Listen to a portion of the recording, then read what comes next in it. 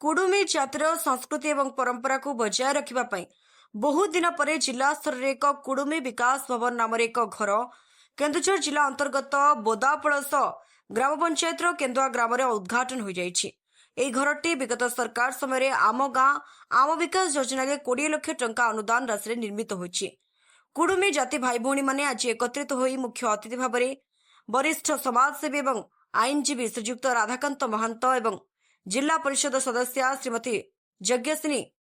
महानकर करकमल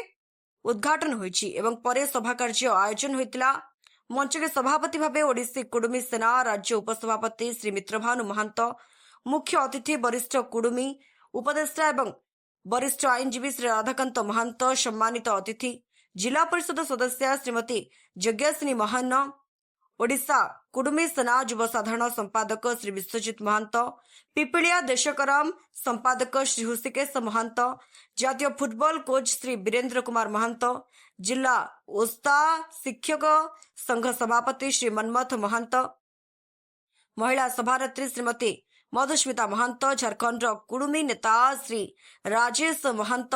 झुमर गायक श्री वैरव महांत, समाजसेवी श्री अजित महांत, कुडुमी सेना उपदेष्टा पुण्येन्दु महांत,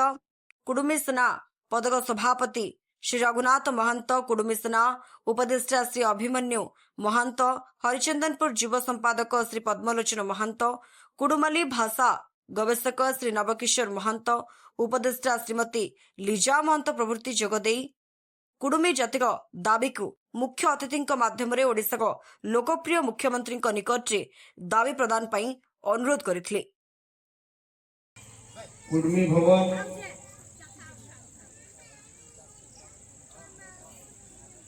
केन्दुआ गाँव आज उद्घाटन केन्दुझर जिला बुदापड़सा पंचायत पवित्र केन्दुआ माटी को प्रणाम जनाऊँची,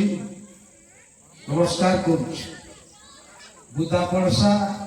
नेलूर बेल्ला खिरेटांगरी